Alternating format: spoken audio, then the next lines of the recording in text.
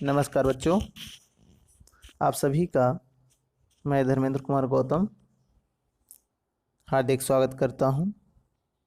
बच्चों, आज हम लोग आपके पाठ्य पुस्तक संस्कृत सुरभि के पाठ 6 के अभ्यास कार्य को सीखेंगे। तो आइए हम लोग सीखना शुरू करते हैं। बच्चों, आप लोग सभी लोग इसकी फ़ोटो लेते जाइएगा ताकि आपको लिखने में कोई समस्या ना हो बाद में।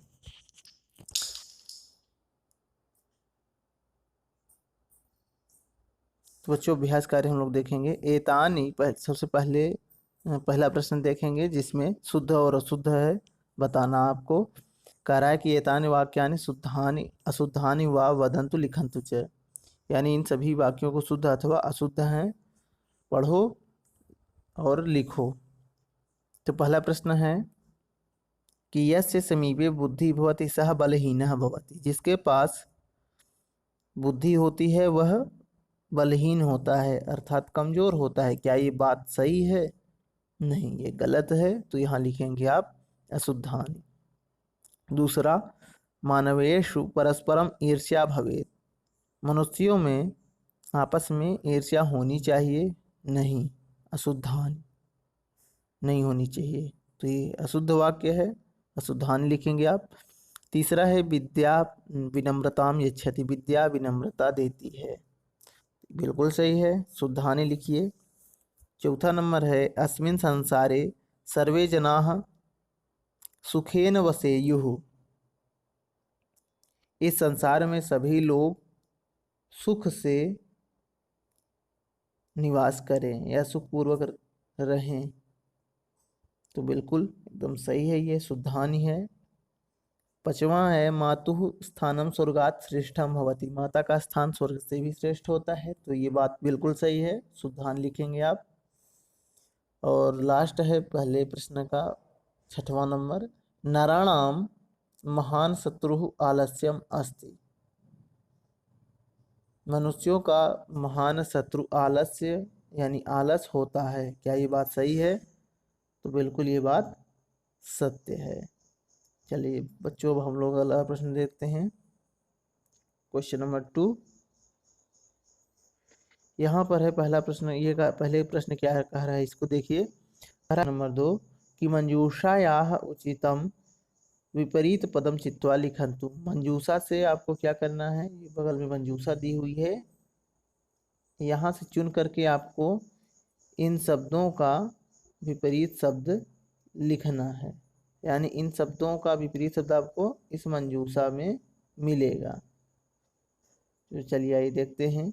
आलस्यम, आलस्यम का विपरीत क्या होता है? परिश्रमम।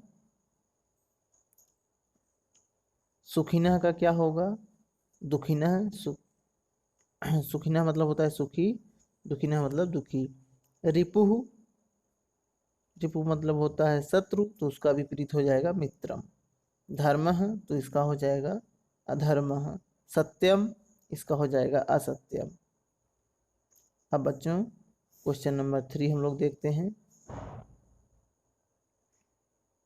क्वेश्चन नंबर 3 में आपको पर्याय शब्द बताना है, पर्यायवाची शब्द, ठीक है।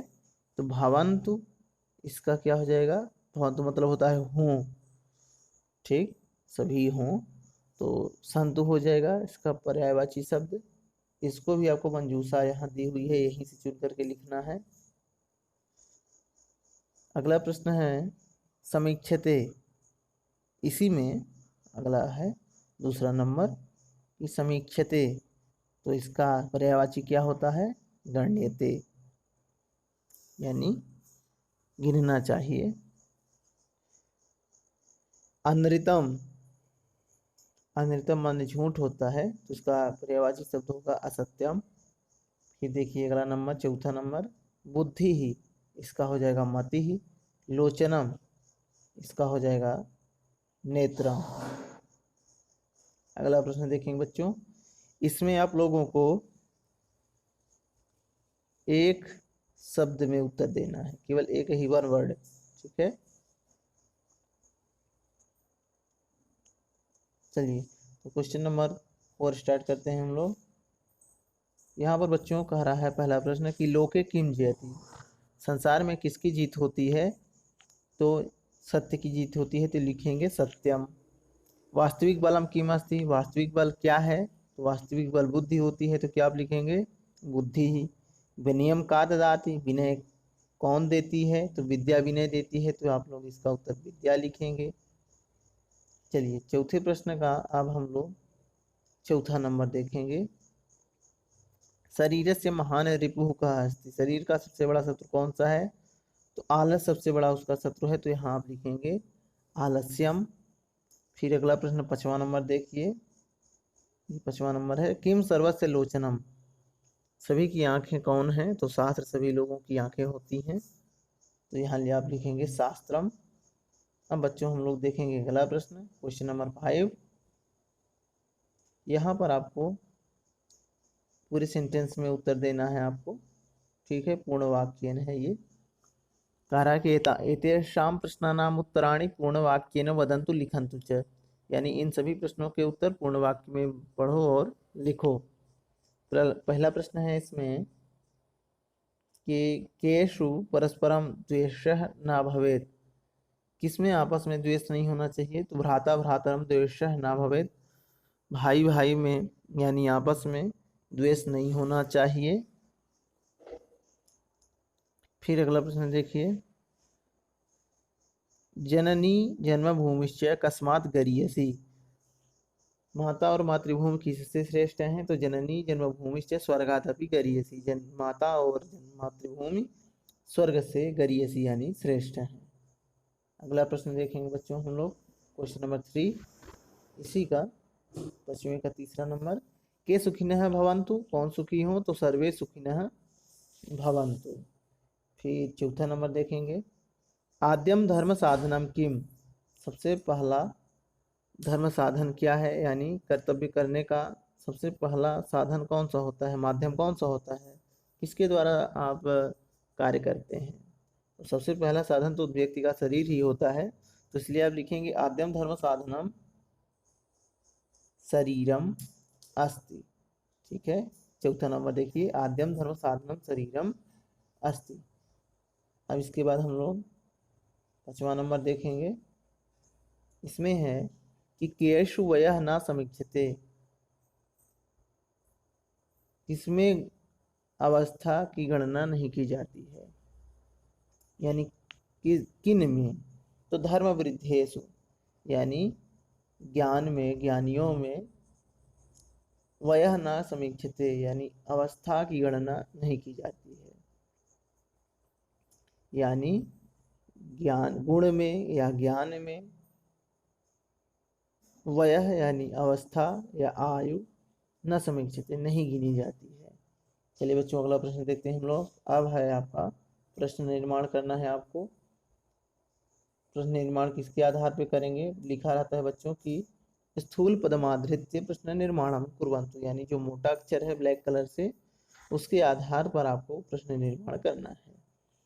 तो जन्मभूमि माता इव अस्ति, जन्मभूमि जो होती है माता के समान होती है, तो आप बनाएंगे कौन माता के समान होती है? तो क्या लिखेंगे? का माता इव अस्ति। दूसरा देखेंगे, संसारे संसारे सत्यस्य जयः भवति, संसार में सत्य की जीत होती है, तो उसका प्रश्नवाचक बनेगा संसार में किसकी जीत होती है? तो संसारे कस्य जयः भवति, ये हो जाएगा। अगला प्रश्न देखिए, जनाः विद्यया नम्रतां प्राप्नुवन्ति, लोग विद्या के द्वारा नम्रता को प्राप्त करते हैं, तो प्रश्नवाचक बनाएंगे तो कौन विद्या के द्वारा नम्रता प्राप्त करते हैं, ये बनेगा। तो लिखेंगे कि आप लोग के विद्यया विद्यया नम्रतां प्राप्नुवन्ति, कौन विद्या के द्वारा नम्रता को प्राप्त करते हैं। चलिए अगला प्रश्न देखते हैं बच्चों हम लोग इसी का, क्वेश्चन नंबर 4 है, सर्वदा सत्यम वदन्तु, हमेशा सत्य बोलो। तो आप क्या लिखेंगे? सर्वदा किम वदन्तु। बच्चों यहाँ पर आप लोग वा मीठा हुआ है, वा लिख लेंगे, ठीक है, दा के पहले वा, तो हो जाएगा वदन्तु। आगे देखिए बच्चों, सर्वदा, अच्छा हो चुका ये। 5वां नंबर देखेंगे, जनेषु भातृभावः भवेत्, लोगों में, जनेषु यानी लोगों में, भातृभावः भवेत् यानी भाईचारा होना चाहिए।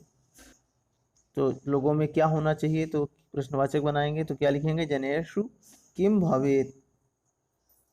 अगला प्रश्न देखते हैं बच्चों हम लोग, उचितं भावं चित्वा इति चिह्नेन चिह्नितं कुर्वन्तु।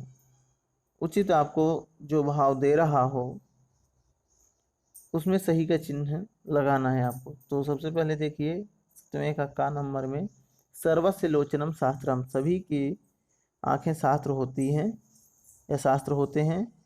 तो इसमें कौन सा वाक्य आपको सही लग रहा है, सही भाव दे रहा है, तो पहला है सर्वेषां नेतद्वयं भवति, संसार में सभी के दो आंखें होती हैं।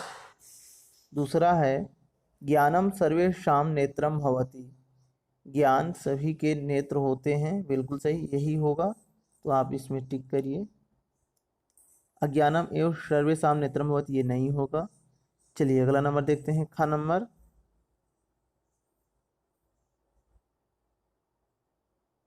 ख नंबर है आपका कि बुद्धिर यस्य बलम तस्य, इसका सही भाव क्या है, तो इसका सही भाव होगा यस्य समीपे बुद्धि भवति सह एव बलवान भवति, जिसके पास बुद्धि होती है वही बलवान होता है। बाकी इन दोनों का अर्थ क्या है ये भी जान लीजिए, ऊपर वाले जो नहीं है फिर भी इनका अर्थ आप मुझको जान लेना चाहिए। बुद्धिमान मनुष्य बलहीन होता है, तो ये बात बिल्कुल गलत है। फिर दूसरा है सर्वे बुद्धिमन्तः सन्ति, सभी बुद्धिमान होते हैं, ये भी गलत है, क्योंकि आपको क्या करना था कि इस लाइन का आपको सही अर्थ देना था। ठीक है, अब देखिए बच्चों आगे देखते हैं हम लोग।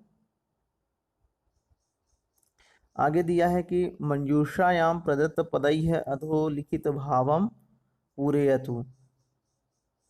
ये बहुत महत्वपूर्ण है बच्चों, ये परीक्षा में जरूर आता है, सभी लोग इसको ध्यान पूर्वक तैयार करेंगे, 100% आने का चांस है।